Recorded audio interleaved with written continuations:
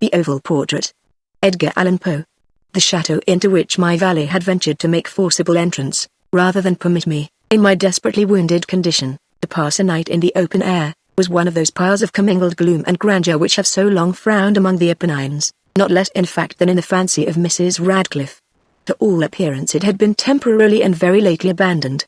We established ourselves in one of the smallest and least sumptuously furnished apartments. It lay in a remote turret of the building. Its decorations were rich, yet tattered and antique. Its walls were hung with tapestry and bedecked with manifold and multiform armorial trophies, together with an unusually great number of very spirited modern paintings in frames of rich golden arabesque. In these paintings, which depended from the walls not only in their main surfaces, but in very many nooks which the bizarre architecture of the chateau rendered necessary, in these paintings my incipient delirium, perhaps, had caused me to take deep interest, so that I bade Pedro to close the heavy shutters of their room since it was already night, to light the tongues of a tall candelabrum which stood by the head of my bed, and to throw open far and wide the fringed curtains of black velvet which enveloped the bed itself. I wished all this done that I might resign myself, if not to sleep, at least alternately to the contemplation of these pictures, and the perusal of a small volume which had been found upon the pillow, and which purported to criticize and describe them. Long I read, and devotedly I gazed. Rapidly and gloriously the hours flew by, and the deep midnight came. The position of the candelabrum displeased me, and outreaching my hand with difficulty, rather than disturb my slumbering valet, I placed it so as to throw its rays more fully upon the book. But the action produced an effect altogether unanticipated. The rays of the numerous candles, for there were many, now fell within a niche of the room which had hitherto been thrown into deep shade by one of the bedposts. I thus saw in vivid light a picture all unnoticed before. It was the portrait of a young girl just ripening into womanhood. I glanced at the painting hurriedly, and then closed my eyes. Why I did this was not at first apparent even to my own perception. But while my lids remained thus shut, I ran over in my mind my reason for so shutting them. It was an impulsive movement to gain time for thought, to make sure that my vision had not deceived me, to calm and subdue my fancy for a more sober and more certain gaze. In a very few moments I again looked fixedly at the painting. That I now saw aright I could not and would not doubt, for the first flashing of the candles upon that canvas had seemed to dissipate the dreamy stupor which was stealing over my senses, and to startle me at once into waking life. The portrait, I have already said, was that of a young girl. It was a mere head and shoulders, done in what is technically termed a vignette manner, much in the style of the favourite heads of Sully. The arms, the bosom, and even the ends of the radiant hair melted imperceptibly into the vague yet deep shadow which formed the background of the whole. The frame was oval, richly gilded and filigreed in Moresque. As a thing of art nothing could be more admirable than the painting itself.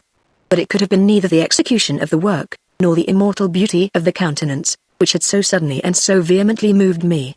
Least of all, could it have been that my fancy, shaken from its half-slumber, had mistaken the head for that of a living person. I saw at once that the peculiarities of the design, of the vignetting, and of the frame, must have instantly dispelled such idea, must have prevented even its momentary entertainment. Thinking earnestly upon these points, I remained, for an hour perhaps, half sitting, half reclining, with my vision riveted upon the portrait.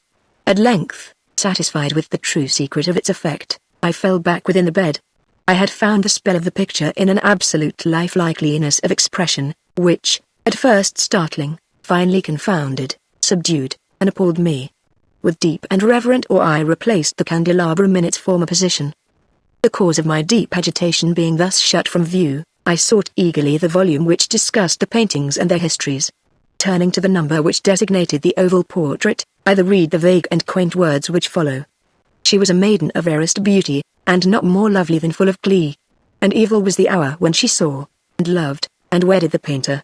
He, passionate, studious, austere, but having already a bride in his art, she a maiden of rarest beauty, and not more lovely than full of glee, all light and smiles, and frolicsome as the young fawn, loving and cherishing all things, hating only the art which was her rival, dreading only the palette and brushes and other untoward instruments which deprived her of the countenance of her lover.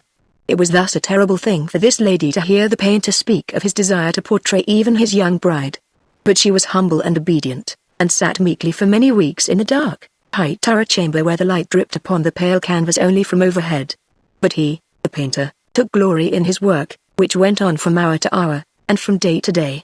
And B was a passionate, and wild, and moody man, who became lost in reveries, so that he would not see that the light which fell so ghastly in that lone turret withered the health and the spirits of his bride, who pined visibly to all but him. Yet she smiled on and still on, uncomplainingly, because she saw that the painter, who had high renown, took a fervid and burning pleasure in his task, and wrought day and night to depict her who so loved him, yet who grew daily more dispirited and weak. And in sooth some who beheld the portrait spoke of its resemblance in low words, as of a mighty marvel, and a proof not less of the power of the painter than of his deep love for her whom he depicted so surpassingly well. But at length, as the labour drew nearer to its conclusion, there were admitted none into the turret, for the painter had grown wild with the ardour of his work, and turned his eyes from canvas merely, even to regard the countenance of his wife. And he would not see that the tints which he spread upon the canvas were drawn from the cheeks of her who sat beside him. And when many weeks had passed, and but little remained to do, save one brush upon the mouth and one tint upon the eye, the spirit of the lady again flickered up as the flame within a socket of the lamp. And then the brush was given, and then the tint was placed, and, for one moment, the painter stood entranced before the work which he had wrought, but in the next, while he yet gazed, he grew tremulous and very pallid, and aghast, and crying with a loud voice, "This is indeed life itself," turned suddenly to regard his beloved: she was dead.